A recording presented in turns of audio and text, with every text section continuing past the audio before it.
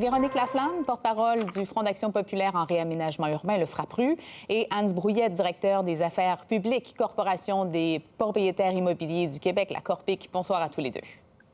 Bonsoir. Bonsoir. Alors, une des grandes questions cette semaine, on va essayer de régler ça. Est-ce qu'il y a ou non une crise du logement, M. Brouillette? Non, il n'y a pas de crise du logement. On en a déjà eu une au début des années 2000, mais là, à Montréal, si on regarde Montréal, à près de 5 des logements qui sont vacants et 10 total qui sont disponibles, là, même ceux qui sont occupés, mais dont le bail n'a pas été renouvelé, on n'est pas dans une crise. Hors de Montréal, c'est différent, avec des taux d'occupation de moins de 1 j'avoue que c'est pas facile pour les locataires. Bon, alors là, vous prenez la mesure du taux d'inoccupation des logements. Madame Laflamme, est-ce que c'est une mesure qui est la bonne? Est-ce que vous êtes d'accord avec le fait qu'il n'y a pas de crise du logement? C'est une des mesures, le taux d'inoccupation, et cette mesure-là, elle nous inquiète parce que le taux d'inoccupation est bas dans la très grande majorité des municipalités du Québec, dans près de 60 des agglomérations de recensement et des régions métropolitaines qui sont compilées par la Société canadienne d'hypothèques et de logement, le taux d'inoccupation est de moitié moins du seuil d'équilibre du marché dit de 3 Mais ce n'est pas que ça, la crise. Oui, il y a une crise du logement vécue par les dizaines de milliers de ménages locataires qui actuellement ont des besoins urgents de logement. Donc, cette crise, ce n'est pas seulement la pénurie, mais c'est également un problème d'abordabilité. Donc, il y a un très grand nombre de ménages locataires qui ne réussissent pas à se loger décemment à un prix qui respecte leur capacité de paiement. Et ça, c'est une autre mesure de la crise et elle touche là, beaucoup trop de gens. On parle de 244 000 ménages locataires au Québec là, qui ont des besoins impérieux. Bon, vous, la Corpic, M. Brouillette, vous n'avez pas tout à fait la même vision des choses. Vous avez même laissé entendre que c'était un peu une crise inventée par des élus. Qu'est-ce que vous voulez dire par là? Bien, écoutez, si on parle de la disponibilité des logements, il y en a. Et on a vu aussi ce qu'a fait l'administration de Valérie Plante, c'est d'annoncer aux locataires, de demander aux locataires de ne pas informer le propriétaire qu'ils allaient quitter leur logement avant d'en trouver un autre. Donc, c'est un jeu de chaise musicale, les déménages. Si on cherche un logement, mais on ne libère pas le nôtre, ça crée tout un problème. On est en campagne électorale, on comprend que ce sont des choses qui peuvent arriver. Il y a un point important qu'a soulevé Mme Laflamme, l'abordabilité. Moi, j'aimerais, s'il vous plaît, là, prendre juste un instant pour expliquer une chose. On a un problème d'abord de comment on définit l'abordabilité. Je vous donne un exemple. Prenez un couple qui arrive très bien à payer son loyer, mais le couple se sépare. Du jour au lendemain, le logement devient inabordable, le loyer devient inabordable parce qu'au lieu d'avoir deux revenus, ils en ont un seul. Est-ce que le logement est véritablement moins abordable? Bien sûr que non. Donc, ce qui est important de regarder, et c'est ça le problème, c'est l'abordabilité devrait être observée à partir du coût d'habitation. Et là, je ne parle pas du loyer. Je parle du coût de production des logements, de gestion, les travaux, les taxes, les assurances. Une fois qu'on a établi ça, on comprend qu'il y a une partie de la population, une minorité, mais qui n'est pas capable de se payer des logements adéquats compte tenu de leurs revenus. Et là, il faut intervenir et il faut intervenir rapidement. Madame Laflamme, votre vision là-dessus? Bien, deux choses. Hein. Au niveau de l'abordabilité, c'est effectivement un problème urgent. Ceci dit, on est en train d'assister à un effritement du parc de logements locatifs encore abordable parce que les loyers montent en flèche beaucoup plus vite que l'indice des prix à la consommation. On parle de près de 6 de hausse du loyer moyen. Ce n'est pas 6 de hausse de tous les loyers, mais quand même, alors que l'IPC était de moins de 1 cette année.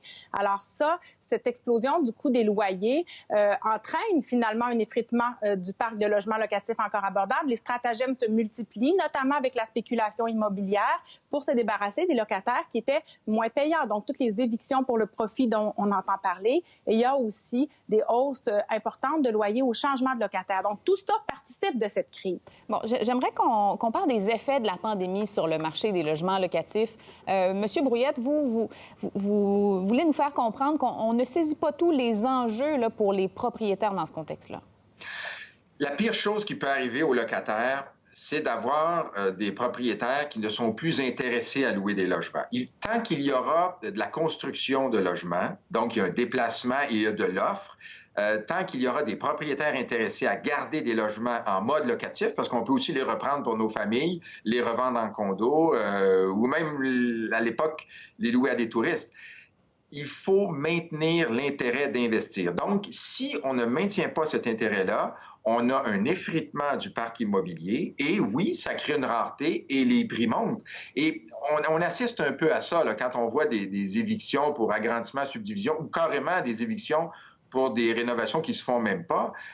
C'est une conséquence de politiques gouvernementales qui ont perduré depuis des années où on ne rémunère pas le propriétaire pour les travaux majeurs qu'il fait. On parle de 2 $ d'augmentation de loyer pour 1 000 $ de travaux. Ça prend 43 ans pour amortir les travaux. Donc, il y a cette perte de logement, perte d'intérêt des propriétaires. Et qui est prêt à racheter les immeubles? Ce sont des investisseurs, des compagnies de construction qui vont, oui, les rentabiliser, mais on perd une offre qui est importante parce que les locataires vont subir des évictions ou des augmentations de loyer majeures, c'est sûr. Bon, là, on comprend qu'il y a un problème, que ce soit du côté des propriétaires ou des locataires. C'est pas rose en ce moment. Alors, qu'est-ce qu'on fait, Mme Laflamme? Bien, d'abord, M. Brouillette parlait d'être rémunéré. On pense que l'immobilier est très payant en ce moment et qu'il y a de l'argent à faire. Or, le logement, ce n'est pas qu'un investissement, c'est d'abord et avant tout un droit que nos gouvernements se sont engagés à respecter. Or, il y a 90 % du parc de logements locatifs qui est du logement privé et il y a très peu d'alternatives pour les ménages locataires qui n'arrivent pas et qui n'arrivent plus à se payer ces logements hors de prix pour leur famille ou pour eux elles-mêmes. Donc, ça prend plus de logements sociaux. Madame Laflamme, François Legault disait cette semaine, on va en faire plus, on va investir davantage. Il parlait des 15 000 logements en construction. C'est pas assez?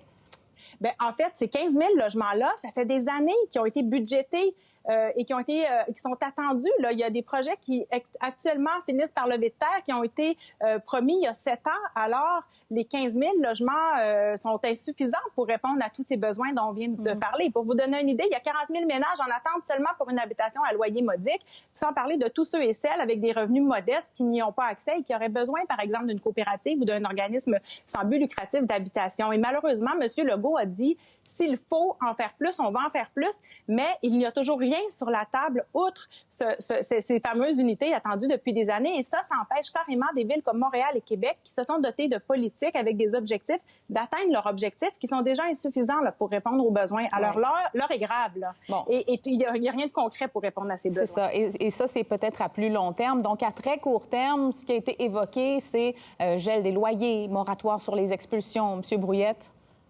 Ça a l'effet inverse. C'est-à-dire que plus dans un marché, puis c'est pas propre au logement, là, dans tous les marchés, quand on impose plus de restrictions, l'offre est moins intéressée. Les investissements vont ailleurs, il va s'en faire moins.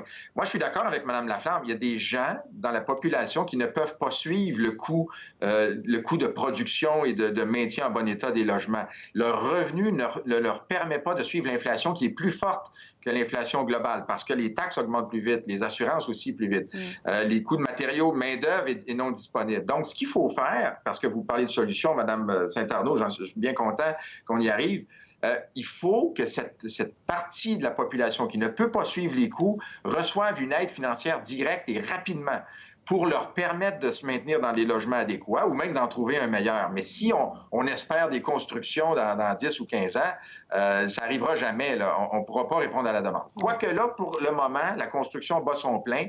Il va y avoir un rééquilibrage du marché très bientôt. Bien, on l'espère certainement pour bien des gens qui se cherchent un logement abordable. Il n'y en a pas beaucoup. À tous les deux, merci d'avoir été là. Ça fait plaisir.